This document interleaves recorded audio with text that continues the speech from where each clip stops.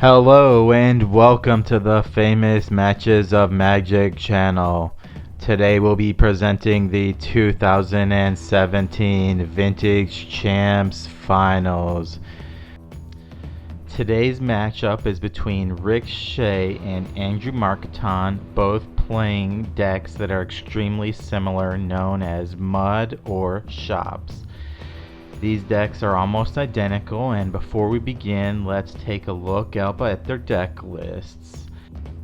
Shops has always been an extremely popular deck, but this year we have some new toys in Hangerback Walker and Walking Ballista.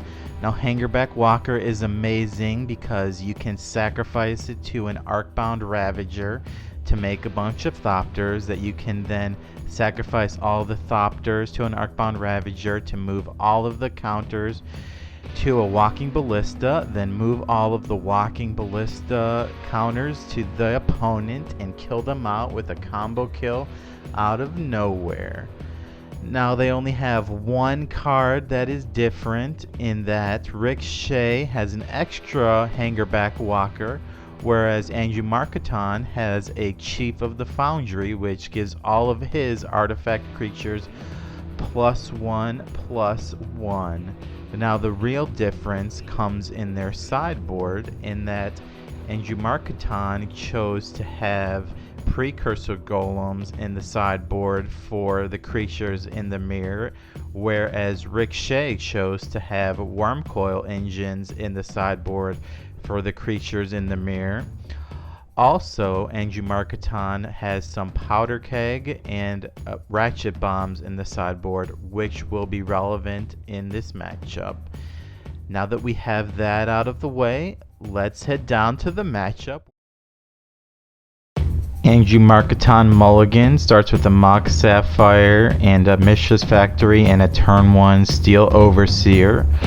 Shay has a much better start with a turn 1 Mana Crypt, Soul Ring, Tolarian Academy, then a Foundry Inspector, which reduces the cost of all of his artifacts. Wow, Shay is just coming out of the gates with a vengeance. And that gives him 1, 2, 3 mana, and he's using that to show that he has 3 blue mana in his mana pool with another Foundry Inspector. So now all of his artifacts are going to be reduced by 2 mana, and he still has 1 blue mana floating in his mana pool. And he is metamorphing, and he is going to copy another Foundry Inspector, so now all of his artifacts are reduced by 3 mana.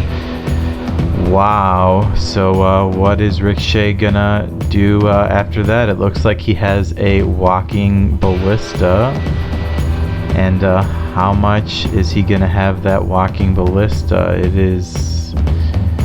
Looks like he's just going to do it for 1, so he's going to kill the Steel Overseer with 9 points of power on the play.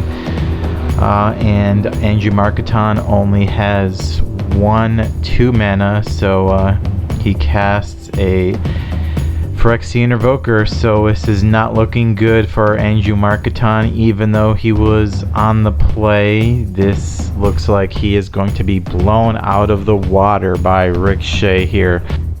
This was a mulligan, but the only question is, should he have gone to 5? Now Shay has a Arcbound Ravager, and how much longer is Andrew gonna continue to play this game is the question. When will Andrew throw in the towel and move on to game number 2?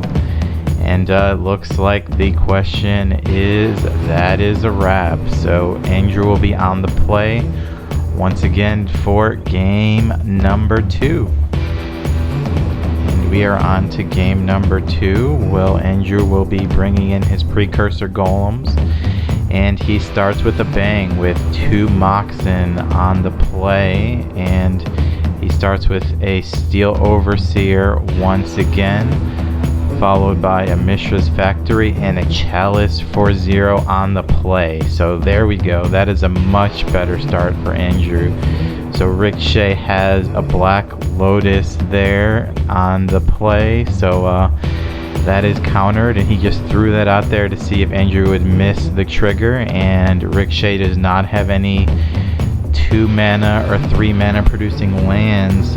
Looks like he kept that hand on the strength of the Black Lotus, so Rick Shay might be in trouble here. Andrew has a much better hand, and Steel Overseer on the play is very good because he can activate that now, and the Walking Ballista is gonna get some counters, so he's going to be able to just shoot down any of Rick Shay's creatures that he plays, and Andrew has another Wasteland, so this is going to be rough for Rich. He just has another Wasteland. He really needs some mana there, but that Chalice of the Void is gonna keep that going, and I really don't see how Rich is gonna get out of there a second Steel Overseer. So now each of the Steel Overseers are gonna build upon each other, and that Walking Ballista is just gonna keep getting bigger and bigger. And like I talked about in the intro, it just shows the power of that Walking Ballista with Steel Overseers and Arcbound Ravagers. It doesn't seem that good in Standard. That Walking Ballista, you know, just flew by people in Standard, but in Vintage something like that can be so powerful. And when you see all of these Wastelands, and might be time for Rich to pack in that game, and we might be on to game number 3. And we are. So now Rich will be on the play, and he starts with a Vengeance with a Mishra's Workshop and a Moxen and a turn 1 Arcbound Ravager and a Steel Overseer. So here we go. Here's some action. Let's see if Andrew can, you know, match this power. And he starts by getting rid of that Mishra's Workshop, the signature card, and a Dismember, and he chooses to do it on the Steel Overseer and not the Arcbound Ravager, but he sacrifices it to the Ravager, which goes up to 2 counters. And he has a Phyrexian Metamorph, and what is he going to counter? But he is going to get a copy of the Arcbound Ravager. So now he has 2 Ravagers and a Wasteland, and he is just going all in. So he is going to get a 6/6 Ravager, and this seems very aggressive. Not sure what Rich is thinking here, but he's going. So why doesn't Rick just make it so that Ravager's a 5/5 and it's only 2 attacks that kill him? I don't know why he needs to make Ravager a 6/6. Going all in. So Andrew's already down to 10. So let's see if this is gonna pay off. But Andrew has a Ratchet Bomb, so he just needs to live 2 more turns to you know, get rid of that Ravager, unless Rich can get another you know, Mishra's Factory down to move those counters to or something, and this may pay off for Rich. It may not. He needs a chump blocker here. He has a Phyrexian Metamorph. He copies that Ravager so he can block, and then 1 more turn get rid of that Ravager. So he is at 2 and Rich is at 14. So let's see if his gamble pays off. He is going to be able to finally kill that Ravager and clear out Rich's board. He has no permanents, and now Andrew has a Mishra's Factory and a Steel Overseer, so that is going to really pump up that factory and really dwindle on Rich's life total. And if Rich had another Mox Ruby in play, maybe he'd be able to cast those cards in his hand. We are not exactly sure what they are, but there was no reason for Rich to completely sack his board, so that really hurt his chances. That blunder really might have messed up Rich's chance on becoming Vintage Champion. it's not over yet. Maybe he can pull it out. I don't want to see him to lose to such a mistake. So let's see. Andrew is animating and he is swinging in with a lethal attack on his Mishra's Factory with his Steel Overseer, and Rich is gonna have to chump block with his Mishra's Factory, and he is untaps, and let's see, he draws a Chalice of the Void and he extends the hand, and it looks like that mistake is gonna cost him the Vintage Championship.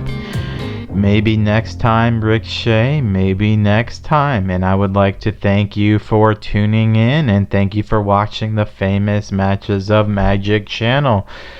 Please like and subscribe and leave your comments.